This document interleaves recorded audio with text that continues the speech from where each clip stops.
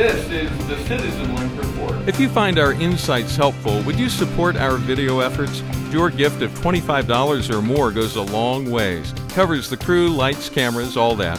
Just click on Donate. Thanks from all of us. Congress is considering an important pro-life bill, and today we'll share a personal story that will explain why it makes scientific sense. This is the CitizenLink Report. I'm Stuart Shepard. You may have heard about a bill that's being considered in Congress. It's called the Pain-Capable Unborn Child Protection Act. It basically says, it's an awkward name, but it basically says that since babies can feel pain somewhere around 20 weeks, that they should be protected under the law.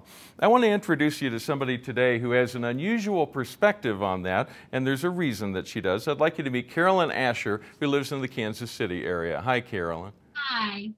And we want to go back about 18 years in time. Tell us what you were experiencing at that time in your life. Well, I was 23 weeks gestation, and I found myself delivering a 23-year-old baby that they said probably wouldn't live through birth, or if it did, that it probably wouldn't live after that. That is hard news to take, but it's what you were dealt. I mean, it's what you had to live through. And tell us about that experience. I've been in a neonatal intensive care unit, and it is astonishing to me how tiny those babies are. Yes. Yes, she weighed 1 pound, 6 ounces when she was born, and then lost down to 1 pound and 1 ounce after that. She was 11 inches long. Her heart rate was only 40 and 40 beats. And so for about 15 minutes, they tried to get her heart rate up, and it finally came up to 120. And they'd actually kind of given up on her, and they'd put her isolate away in the storeroom, and they turned off the bed warmer in the ICU, and they had to retrieve everything and call everyone, get everything set back up. And then she just was a textbook baby for about 2 weeks. And about 2 weeks later, she caught a yeast infection in her blood, which brought in a whole nother ramifications of what she had to go through. Now, what's it like as a mom to go through that experience? Well, it was really hard.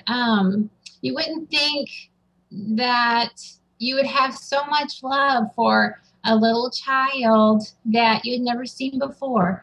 But once that baby was born, it was a whole new love that God had given us as moms, as parents, when you actually see that baby. So it was pretty hard to see her go through a lot of the things that she had went through. Yeah. Now, Hannah, at that point in her life, was in the window of time where if she had still been in the womb, she would be covered by a law like the Pain-Capable Unborn Child Protection Act.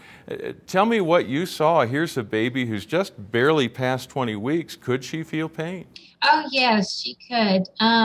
Every time they would stick her to get her blood for the day, to count her platelets or whatever, you could see that she was physically in pain. And in fact, the yeast infection that I was talking about before, they had to do a spinal tap on her. And when they did, when they kind of rounded her back and stuck the needle up her spine, you could physically see what was going on with her. Yeah, that gives you a unique perspective on this law this legislation they're considering in Congress. Is that something you support then? I mean, does that give you a sense of it?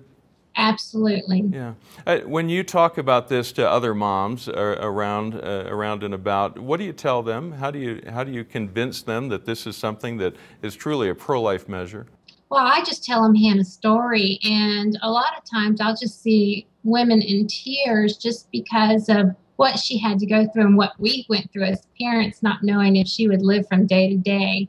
Yeah. Tell us how Hannah's doing now. Hannah is doing perfect.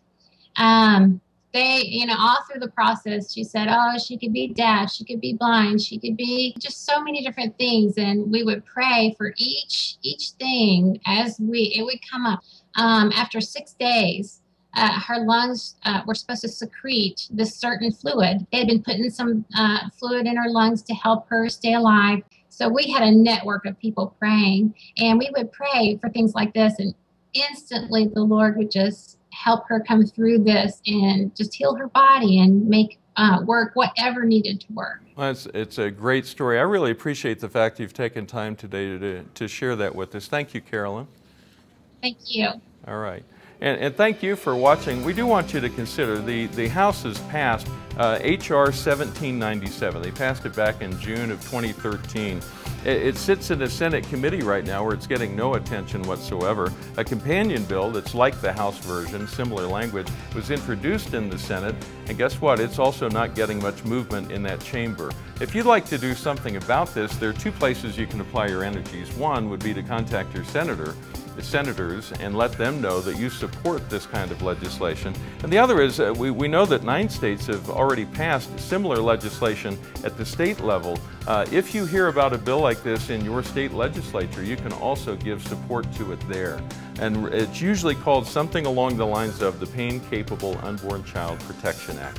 So remember to pray for your elected officials as they consider bills like this. Pray for the babies around the country who are experiencing the things that Carolyn just shared with us. And remember, stand tall and be heard.